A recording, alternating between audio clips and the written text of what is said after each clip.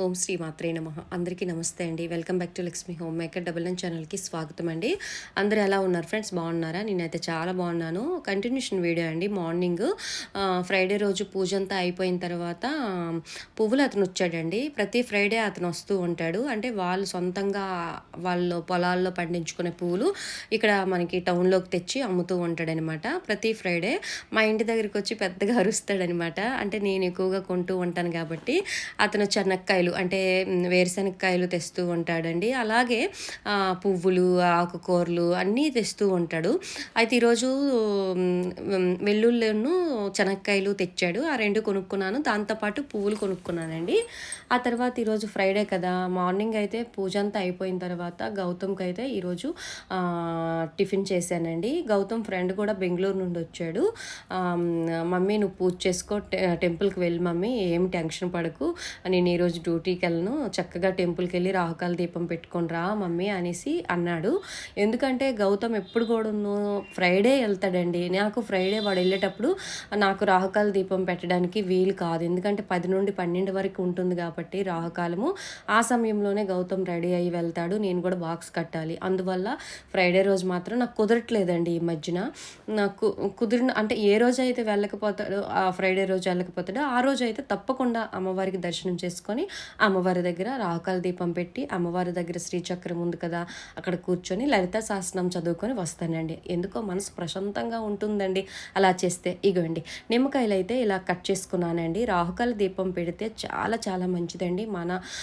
అంటే మనకి ఏదైనా ఆర్థిక సమస్యలు ఉన్నా సరే, కుజుదోష నివారణ, అలాగే ముఖ్యంగా పెళ్ళి కాని వాళ్ళు కానీ ఈ రాహుకాల దీపం కంటిన్యూగా చేస్తే, అంటే పెళ్ళి అవ్వాలని, మంచి వరుడు రావాలని రాహుకాల దీపం పెట్టినట్టుగా అయితే తప్పకుండా ఆ కోరిక అనేది నెరవేరుతుందండి. ఎందుకంటే ఇది వరకు నాకు ఒక 2-3 అంటే నాకు అక్క మీరు చెప్పిన తర్వాత నేను రాహుకాల దీపం పెట్టాను, నాకైతే సక్సెస్ అయ్యిందక్క, మంచి మ్యాచ్ ఫిక్స్ అయ్యిందక్క అని అన్నారు. నాకు చాలా హ్యాపీగా అనిపించుతుంది. చాలా చాలా హ్యాపీగా అనిపిస్తుందండి. కామెంట్స్లో నాకు వాళ్ళు కామెంట్స్ చేసేటప్పుడు నాకు చాలా హ్యాపీగా అనిపిస్తుందండి. అందుకోసం మళ్ళీ మనకు సబ్స్క్రైబర్స్ పెరిగారు కదా అని మళ్ళీ నేను వీడియో తీయడం జరిగింది. రాహుకాల దీపం అనేది మనకి మంగళవారం పెట్టుకోవచ్చు, అలాగే శుక్రవారం పెట్టుకోవచ్చు అండి.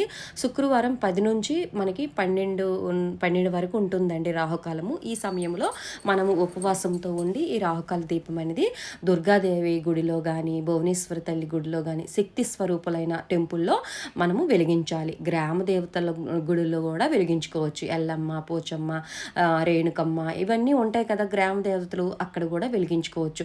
కానీ లక్ష్మీదేవి టెంపుల్ దగ్గర, సరస్వతీదేవి టెంపుల్ దగ్గర మాత్రం ఎట్టి పరిస్థితుల్లో వెలిగించొద్దు. శక్తి స్వరూపులైన అమ్మవార్ల దగ్గర మాత్రమే వెలిగించాలి. మీరు వెలిగించేటప్పుడు సంకల్పం చెప్పుకోవాలి. దేనికోసం మీరు వెలిగిస్తున్నారు? ఆర్థికంగా స్థిరపడాలనా, లేదంటే మీ పిల్లల కోసమా, అలాగే ఏదైనా సరే మీ కోరిక కోసం అమ్మవారికి ముందుగా సంకల్పం చెప్పుకొని టెంపుల్కి వెళ్ళి ఉపవాసంతో ఉండి చక్కగా ఒక ఇస్తిరాకు అంటే ఇలా పేపర్ ప్లేట్ ఒకటి తీసుకొని వెళ్ళి చక్కగా ఆ టెంపుల్ దగ్గర ముగ్గు వేసుకోవాలండి. కొంచెం పసుపు వేసి అలికి ముగ్గు పెట్టుకోవాలి. ముగ్గు పెట్టుకున్న తర్వాత మీరు 3 వెలిగిస్తారా, 5 వెలిగిస్తారా, 9 వెలిగిస్తారా అనేది మీ చాయిస్ అండి. ఒక్కటైనా వెలిగించుకోవచ్చు, ఓకేనా, ఏం పర్వాలేదు. అంటే మీ శక్తిని బట్టి మీరు వెలిగించుకోవచ్చు అండి, ఓకేనా. అయితే ఇగోండి ఇక్కడైతే నేను 5 దీపాలు అయితే ఈరోజు వెలిగించుకున్నాను. ముందుగా ఒక అంటే ప్లేట్కి సారీ అండి, ఆ పేపర్ ప్లేట్కి పసుపు రాసి కుంకుమ పెట్టి అష్టదళ పద్మం వేసుకొని నిమ్మకాయలు నిల్చోడానికి కొంచెం పిండి వేసానండి. అవి స్ట్రైట్గా ఉంటాయని పిండి పైన ఈ నిమ్మకాయలు పెట్టి ఆ నిమ్మకాయలకి బొట్లు పెట్టాలండి. ఆ నిమ్మకాయ పిండిలండి, ఆ పిండిన నిమ్మకాయ జ్యూస్ అనేది మనం యూజ్ చేయకూడదనమాట. చెట్టు పొదల్లో పోసేయండి, ఓకేనా.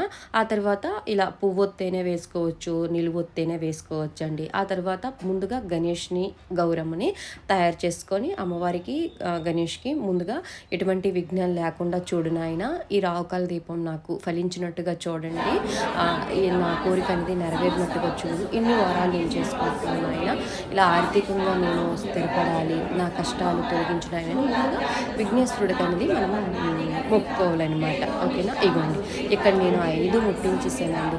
ముట్టించిన తర్వాత చక్కగా నేను లలిత సహస్రనామం, శ్రీచక్రం అండి, అది చాలామంది వెలిగిస్తారండి. శ్రీచక్రం దగ్గర కూర్చొని లలిత సహస్రనామం ప్రశాంతంగా చదువుకున్నానండి. ఇంట్లో చదువుకున్నాను, అలాగే అమ్మవారి దగ్గర కూడా చదువుకున్నానండి. ఇలా మీరు 5 వారాలు వెలిగిస్తారా, 9 వారాలు వెలిగిస్తారా, అలాగే ప్రతి శుక్రవారం కూడా వెలిగించుకుంటే ఇంకా మంచిదండి. శక్తి స్వరూపులు దుర్గాదేవి గుడులు గట్రా ఉంటాయి కదండి, అవి మీకు దగ్గరలో లేకపోతే గ్రామ దేవత గుడి దగ్గర దగ్గర కూడా వెలిగించుకోవచ్చు, ఏమీ పర్వాలేదు. చాలా చాలా మంచి పవర్ఫుల్ దీపం అండి. ఓకేనా?